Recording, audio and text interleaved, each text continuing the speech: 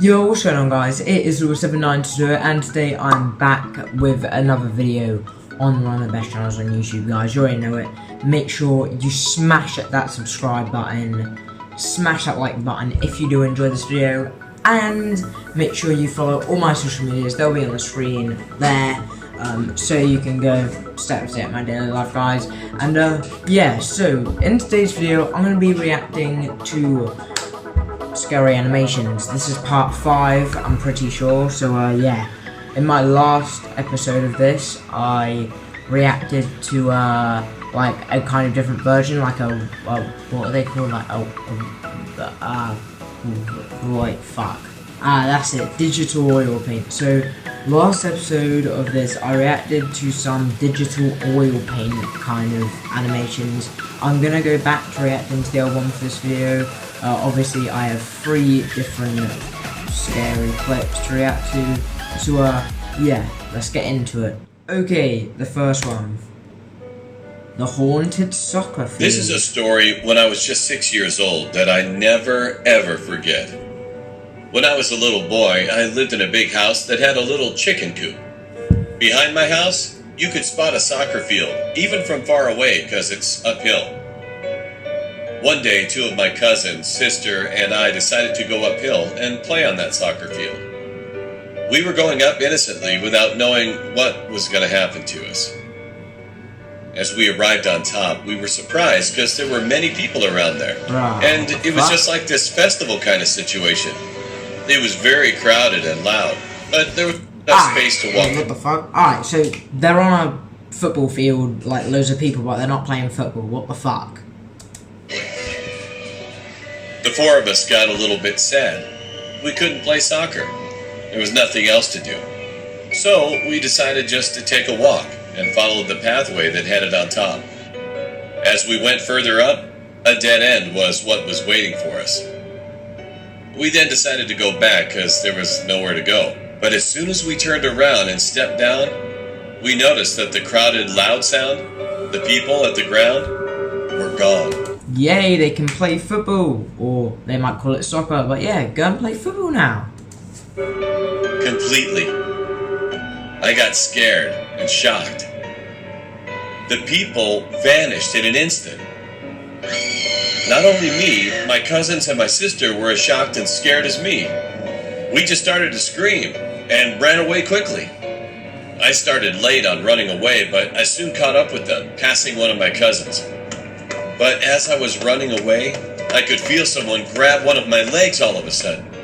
It made me fall down hard. Ow. Instantly. My face hit on the ground and my nose was bleeding. Nah, that's not funny, bro. Oh my fucking god. Bro, like, right, before we carry on, bro, how the fuck is that scary? Loads of people disappear. Like, bro, go and play football. You didn't need to run away screaming just because like a crowd of people aren't there anymore after taking a walk. I cried so much that time, but my cousins and my sister helped me get up and we ran as fast as we could. When we got home, we got yelled at by my mom, and she asked my sister how come I got injured the way I did and sprained my ankle badly. It was red and swollen. Shit. My face got a bit of scratches, and my lips and nose were all bleeding. Later, after that day, my sister told the whole story about that mysterious vanishing to my mother. And then she changed her face, looking a little bit uncomfortable. That field up the hill is a graveyard. And we were all shocked by knowing the truth. So the people we saw up there were dead people. But still, thinking about it again, how can you explain my accident? I thought it was one of my cousins who caught my ankle, but, you know, running away and trying to grab someone's ankle is impossible. Maybe it was a warning for me not to go to that field ever again. In any case, I still remember that event so clearly that it gives me chills. Alright, cool. Bro, don't let dead people stop you from fucking playing football, bro. Go up there and show those dead people what you're made of, then they'll actually think that, oh, you're so good at football, you know, you're allowed to come up here, as they call it, soccer, because this is American TV show kind of thing, I guess. So, yeah, so, pretty much, bro, like, What the? Wait, if they didn't go to the graveyard before, like, how does that summon dead people? Was it a plan for them to go to that graveyard? I'm confused, bro. But, yeah, let's just go on to the next video. Okay, next one. The Horror Ghost Tour Story. Oh, true. Right. When I was a kid, I was really into paranormal things, such as ghosts, Same. spirits, so I always got really excited for Halloween. On one Halloween, my parents took me and my brother to a ghost tour. Look at our brother. He's legit, like, got his hair like this so he can't even see. What the fuck? The city. During the tour, we would visit real haunted houses, which were said to have some really violent ghosts. Bruh. I couldn't be more excited. We arrived at the location for the tour meetup, an empty parking lot, but we were a bit early and nobody else had arrived yet. It was a chilly October night, so my parents decided that we should find a building to wait in until more people arrive. We walked over to the But nobody did arrive, probably.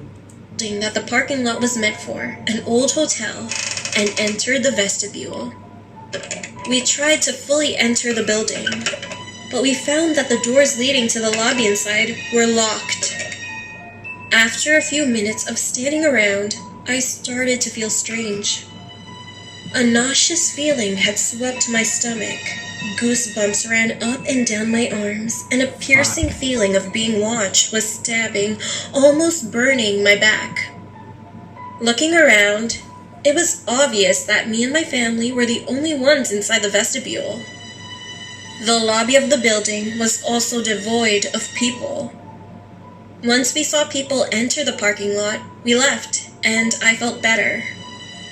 And after that, I was shocked to see the first place we stopped on the tour was the building my family had been waiting in. Now, this building we won't enter, because the spirit inside here is more violent than the others will encounter. The guide stated, "In here, we have the Shadow Man. He doesn't terrorize the whole building, just the area that you enter through. He's been known to slap and scratch people coming inside." A few pictures were passed around. All of a sudden, I don't know how and why, but I recognized that an inky black figure stood against the door's windows. Bro. Its eyes were glowing white, and it had long fingers and pointed nails. It was freaky to think that I might have been targeted by the Shadow Man, but I didn't think much of it until after the tour when my family went back home. I started to complain to my mom that my back was itching and burning, so she grabbed some ointment and told me she would look at it. We thought it was just a bug bite. We had been walking around outside at night after all. When she lifted my shirt, she asked when I had scratched my back. I told her I hadn't. She took a picture on her phone and showed it to me. I was met with a long red scratch leading from my shoulder to the middle of my back. The skin on my back was a shade of red, like a rash. Me and all of my family couldn't say anything, but just turned back straight to our house. The Shadow Man had got me. Shit. What the fuck, man? Bro, if this is actually true, bro, who goes to, like, bro, these are kids, aren't they gonna be trick-or-treating or some shit on Halloween? No, you go to a haunted hotel, like, what the fuck happened to her back? How did that happen? Like, what the fuck, the Shadow Man, I still can't get over that, her little brother's hair, it looks like mine, I think, but this person's slightly more ginger and much more longer on the top, but, yeah, let's go on to the next one. Okay, we've got the last one. Let's go.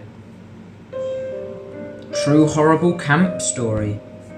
This happened when it was our school's camping day. All the grades went to each other's places, and our teacher had taken the 6 students to this large site that was quite cheap.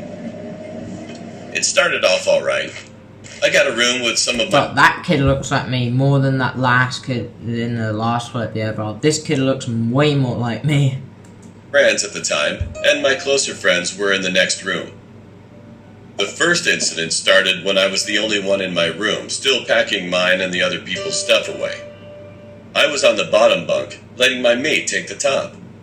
When I looked up was some sentence. That was just like me, I think. When I went to year 6 camping place, I was on the bottom bunk. And it said, "Hello, you are going next," with a creepy smile. On the second day, we all went outside. There were teepee tents next to a field. I hung out in one with one of my friends. Some others hung out in a second tent. But in the third tent, I saw a shadow with a knife. Oh shit. I told the teacher and another student who went in, but didn't come out. But nobody believed me, and there was nobody inside the tent. I thought something was really weird. On the third day, 3 of my roommates were out on a day trip with some others, which I was going to do the next day. I had done a mud course, and after that, I decided to have a shower. The water was black and disgusting, which added to this horrible week. Probably because you just fucking had a shower with mud all over you. No wonder it's gonna be fucking black when it goes onto the floor. All of a sudden, when I was still in the shower booth, the doorknob was shaking. Bruh. I screamed, and when I got out, I saw a handwriting, "You won't leave alive," on the wall. Then I saw a shadow in the window. Ah! Fuck. My room's door was locked while I was having a shower, so no one could enter in our room. The fourth day, I was taking a walk someplace that no one knew, and then I found a huge knife and blood-soaked clothes. I just hoped that this stupid and terrible camp would finish soon. Then, the last night, I woke up in the middle of the night because I saw the same shadow leaving my room. And there was a knife on the floor, again. I couldn't sleep the rest of that night. The last day, I was left to clean the room and set the beds for the students, whoever would use it next. When I was about to finish, I saw the door and it said, "You are lucky you survived. I didn't have enough time, but next, I will not let you go." I panicked, so I ran from that creepy room. I told my teacher. However, by the time we got back, it was gone. As I got onto the bus, I looked in the window of that room, and the shadow stared back at me, with a decapitated head in one hand, and in the other hand, the same knife I had seen twice. Later, when I came back from the camp, I heard about that place. It was an orphanage and a mental institution that had many mysterious deaths. To this day, I wondered what would have happened if I'd spent longer than 5 days at that place. Well, I mean, bro, what the fuck, bro? We've all heard about camping stories. Bad things happen, bro. Like, to be honest, I've always been scared of like camping in a way, thinking that anyone can just break into your fucking tent, bro. Like in the middle of the night. That's the biggest fear I have with camping. But yeah, it's just like, bro, what the fuck was that story, man? I mean, that's the shit that I hate. Like, how, like, if the doors were locked and everything in that cabin, how does a person actually come in there and like draw blood? Or is it a spirit of some sort? Is it like, it has to be a spirit, you can't just break in, like, there's no way. Like, if there's no proof that they broke in, it's just like, there's no damaged locks. Like, it's just all weird. Anyway guys, that is going to be it for today's video. If you do want to see more videos like this, make sure you subscribe, turn on post notifications, leave a like on this video if you did enjoy it, you know. Let me know if you want me to do a part 6 of this. And also follow me on my social medias, they'll be there on the screen. So if you can subscribe my daily life. And yeah, that's going to be it for today's video. Hope you guys did enjoy. Until next time, peace out.